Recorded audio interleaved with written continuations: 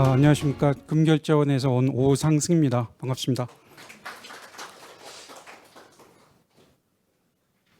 이게 뭐 불행인지 다행인지 모르겠는데 오늘 제 발표 자료에는 블록체인이라든가 뭐 가상자산이라든가 이런 단어는 한 번도 안 나올 겁니다. 그래서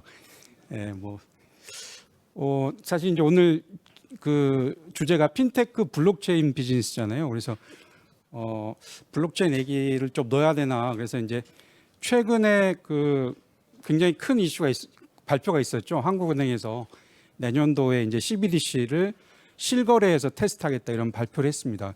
아시겠지만 21년도, 22년도 그 파일럿 프로젝트를 두 차례에 걸쳐서 성공적으로 했고요. 내년도에 실제로 우리 실거래에서 테스트를 진행하겠다. 만약 그렇게 된다면 뭐 중남미, 아프리카 정도 몇 개 국가를 제외하고는 이제 중국 다음으로 실거래에서 이거를 CBDC를 테스트해보는 나라가 이제 우리나라가 될 건데요.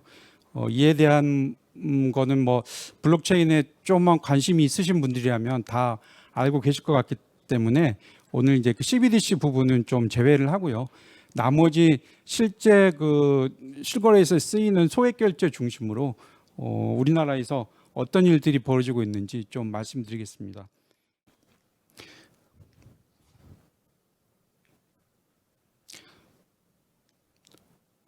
이제 최근에 뭔가 트렌드를 얘기할 때 영어 문장으로 이렇게 뭐 간단히 요약해서 하는 그게 좀 트렌드가 있어서 저도 영어로 간단히 세 개 문장으로 좀 요약을 해봤습니다. 첫 번째는 이제 은행하고 빅테크들 간에 이제 그야말로 경쟁이 치열하게 발생하고 있고요. 두 번째는 그 중에서도 이제 빅테크들이 계속해서 그 비즈니스 영역을 확장을 하고 있고 마지막으로 은행들도 이제 뭔가 이제 반격을 하려고 하고 있습니다. 그 핀테크 분야 뭐 여러 분야가 있지만 그래도 아직까지는 가장 많은 그 사업이 이루어지고 있는 부분이 이 바로 지급결제 페이먼트고요. 근데 아쉽게도 아직까지 이 페이먼트 분야는 그 거의 이제 빅테크들이 좀 독식을 하고 있는 것 같습니다. 그 네트워크 효과를 일으켜야 되는 그런 그 사업의 특성상 많은 그 고객들을 확보하고 있는 그런 빅테크들이 또 쉽게 가맹점들을 이렇게 확보할 수 있고 그런 뭐 이유들 때문에 빅테크들이 거의 좀 이 시장을 장악하고 있지 않느냐. 물론 뭐 수십 개의 뭐 간편결제, 간편송금 사업자들이 활동을 하고 있지만 실제적으로 시장에서는 거의 이제 빅테크들이 독식하고 있다. 이렇게 좀 그런 현상을 볼 수 있겠습니다. 첫 번째 주제부터 좀 말씀드리겠습니다. 그렇다면 금융시장에서 과연 빅테크는 무엇냐 이에 대한 좀 이제 그 정의가 있어야 될 것 같은데요. 그 BIS, IMF 이런 국제적인 기관들에서 내린 정의를 보면은 일단 뭐 규모가 커야 되는 건 뭐 당연한 거고요. 이 규모가 큰 기업들 중에 원래 자기가 이제 가지고 있는 핵심 사업이 그 금융 쪽이 아니고 그 소셜 미디어나 인터넷 검색, 전자 상거래 등을 기반으로 하는 그런 플랫폼 기업들을 이제 빅테크라고 정의를 하고 있습니다. 그래서 우리나라의 토스라든가 미국의 스트라이프, 뭐 인도의 페이티엠 같은 이런 거대한 기업들도 이런 측면에서 금융 서비스를 주력을 하고 있기 때문에 이제 핀테크로 분류하고 있다. 이거는 좀 이제 저희한테 참고할 만한 거고 좀 시사점을 주는 것 같습니다. 왜냐하면 빅테크들은 금융이 주력 상품이 아니고 뭔가 전체적인 그 생태계 가령 뭐 아마존이면 아마존의 생태계, 최근에 애플이면 애플의 생태계를 조성하는데 어떤 일종의 수단으로 사용하기 때문에 언제든지 금융을 버릴 수 있는 그런 가능성도 있지 않을까. 그래서 금융에 집중하는 핀테크들의 중요성이 향후에 좀 더 부각되지 않을까. 뭐 그런 좀 생각을 해봅니다. 뭐 이제 보시면 뭐 미국의 가파라든가 중국의 BAT라든가 좀 이제 큰 빅테크들은 거의 다 뭐 다양한 금융 서비스를 제공하고 있는데 그 중에서도 이제 그 페이먼트는 예외 없이 다 제공을 하고 있고요. 또 대부분 가장 먼저 시작하는 그 서비스가 또 페이먼트입니다. 아마도 그러니까 금융 서비스로 확장을 하기 위한 가장 첫 번째 기초적인 단계고 어떤 교두보라고 생각하고 있는 것 같습니다. 뭐 이제 너무 유명한 얘기인데요. 뭐 다 아시겠지만 빌 게이츠가 90년대 후반에 했던 얘기인데요. 은행 업무는 필요하지만 은행이 꼭 필요한 건 아니다. 이제 실제 뭐 현실에서 그런 일이 이제 발생하고 있는 것 같고요. 뭐 가장 대표적인 예로 아마존에서 제공하고 있는 금융 서비스를 좀 나열해 봤을 때 미국의 최대 상업은행 중에 하나인 체이스에서 제공하고 있는 거의 모든 서비스들을 아마존도 이제 제공하고 있다는 것을 알 수 있겠습니다. 이렇게 되니까 이제 사실 그 은행들 입장에서는 가장 두려워하는 현상이 이겁니다. 이제 소위 말하는 재판 분리라는 건데요. 뭐 일반 우리 제조업이 제조를 제조를 해서 그 상품을 이제 유통업체에 납품하면 뭐 이마트라든 홈플러스, 뭐 쿠팡 같은 거대 유통업체들이 그 자기들이 가지고 있는 판매망을 통해서 그거를 이제 납품하는 고객들한테 이제 판매하는 그런 현상이 이 금융시장에서도 벌어지지 않느냐. 특히 이제 PSD2를 통해서 API를 이제 은행들이 의무적으로 제공해서 이제 고객들의 정보나 뭐 조회 서비스, 이체 서비스 이런 거를 다 플랫폼으로 제공을 해야 되기 때문에요. 이러한 그 재판 분리 현상이 좀 가속화되지 않을까 이런 이제 예측을 하게 되고요. 그 우리나라는 특히 이제 오픈 뱅킹 API 플랫폼이란 거를 2019년도에 구축을 했습니다.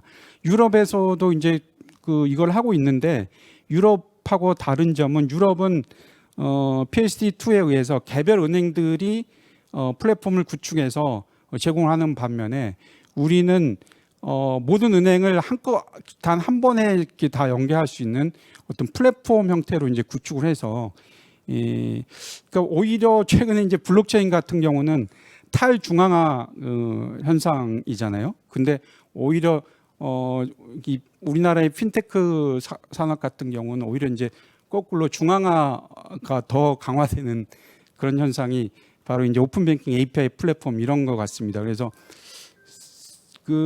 이거는 세계 최초입니다. 그러니까 그 은행들만이 기존에는 은행들만이 사용하고 있던 그 은행 공동망을 이제 핀테크 회사들한테 물론 API 형태로 제공을 하지만 오픈을 해서 핀테크들이 거의 은행들과 동등한 그런 그 조건에서 이런 송금이라든가 결제 서비스를 제공할 수 있는 그런 인프라를 우리나라가 이렇게 조성했다 이렇게 보시면 될 것 같습니다. 죄송합니다. 제가 시간을 타이머를 좀 보면서 하려고 하고 있습니다. 오픈 뱅킹은 2019년도에 이제 시작을 해서 그 동안에 저희 우리나라 같은 경우는 뭐 은행뿐만이 아니라 뭐 카드사, 뭐 보험사, 캐피탈사, 뭐 증권사 다 참여를 하는 그래서 굉장히 다양한 수십여 개의 API를 이제 핀테크사한테 제공을 하고 있기 때문에 핀테크사들이 이 API를 활용해서 굉장히 다양한 서비스를 고객들한테 제공하고 있다고 이렇게 보시면 될 것 같습니다.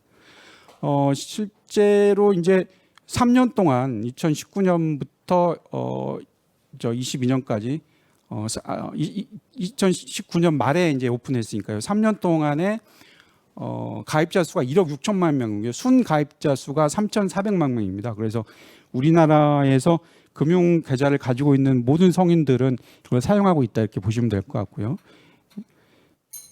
예, 그다음에 그럼 어떤 루트를 통해서 이게 가입을 하느냐 봤을 때 금융권 못지않게 핀테크들도 이 오픈 뱅킹 API 플랫폼을 통해서 고객들을 이렇게 영입을 하고 있다 이렇게 볼 수 있을 것 같습니다. 작년 2022년 말 기준으로 일평균 3,400건의 API 이용 건수가 발생하고 있습니다. 그 중에서도 이제 우리나라에서는 이 네이버, 카카오, 토스 세 개가 거의 이제 뭐 독식을 하고 있다 보시면 될 것 같은데요. 뭐 아시겠지만 카카오, 토스는 이미 은행 업무를 시작했고 굉장히 다양한 분야에서 금융 서비스를 확대해 나가고 있다 이렇게 보시면 될 것 같고요. 시가총액을 비교하면은 뭐 이 중에서 좀 눈여겨 보실 때가 토스 같습니다. 토스는 2015년도에 시작을 해서 간편송금으로 조그마한 스타트업으로 시작했지 않습니까? 근데 지금 이제 시가총액이 뭐 지금 8년밖에 안 된 기업인데 100년 이상의 전통을 가진 뭐 KB나 신한 우리나라 최대 상업은행들하고 비슷한 평가를, 물론 이제 아직 상장은 안 됐지만 그 시장 가치를 거의 적게는 8조 원에서 많게는 20조 원까지 뭐 1000명 내외의 기업이 뭐 2만 명에 육박하는 그 종업원 수를 가지고 있는 이런 대형 은행들하고 비슷한 평가를 받고 있는데요. 그 이유가 아마 이거 같습니다. 지금 이제 그 특히 이제 Z 세대들이 쓰고 있는 그런 이제 금융 애플리케이션을 봤을 때 상업은행들은 거의 없고요. 뭐 이제 토스, 카카오뱅크, 그래서 이제 이 세대들이 향후에 어떤 미래가 어떤 일이 펼쳐질지 좀 이제 예상을 할 수 있을 것 같고요. 이거는 수수료 그 굉장히 높은 수수료를 받고 있어서 오히려 이 머천트들 입장에서는 오히려 더 많은 부담을 갖게 되는 그런 상황이다 이렇게 볼 수 있을 것 같고요. 빅테크가 올해 이제 새로 시작한 게 뭐 다 아시겠지만 대환대출 플랫폼 6개월 만에 2조 원을 돌파를 했고요. 물론 이거는 아직 은행들이 참여를 안 해서 활성화되지 않고 있지만 온라인 예적금 중개 서비스, 그다음에 이제 BNPL은 현재도 이제 네이버, 카카오토스가 규제 샌드박스를 통해서 제공을 하고 있는데요. 올해 전자금융거래법에 이게 이제 포함이 돼서 내년 8월부터는 다양한 사업자들이 이 BNPL 서비스를 참여할 수 있게 될 것 같습니다. 은행들도 뭐 하만 있지는 않고 있는데요. 그 뭔가 이제 은산분리 원칙이라든가 이런 거를 통해서 뭔가 이제 외부 다른 산업이 있게 금융업에 특히 은행업에 진출하는 걸 막아줄 거라고 생각했는데 이제 그게 이제 좀 빅테크 쪽에 이렇게 뚫리다 보니까 은행들도 정부에 우리도 좀 다양한 사업을 할 수 있게 해달라 이렇게 요청을 했고요. 정부에서도 그렇다면은 이제 금융규제 샌드박스를 통해서 좀 우리 허락받고 하고 싶은 사업들 해봐라. 그래서 지금 굉장히 다양한 사업들을 진행하고 있고 이제 보시면 알겠지만 뭐 통신부터 뭐 그 중고차 뭐 부동산 굉장히 많이 하고 있습니다. 그리고 또 하나 기존의 은행들이 이제 멀티 앱 전략을 써서요. 뭐 큰 은행들은 20개 내외의 그런 다양한 다수 앱을 운영을 했었는데 최근에 이제 빅테크들과 경쟁하기 위해서 이거를 하나의 통합 앱으로 이렇게 이제 통합해서 제공하는 그런 좀 추세입니다. 이걸 이제 슈퍼 원 앱 전략 이렇게 이제 얘기를 하고 있습니다. 이상 최근에 직도 시장에서 어떤 일이 발생하고 있는지 좀 간략히 말씀드렸습니다. 감사합니다.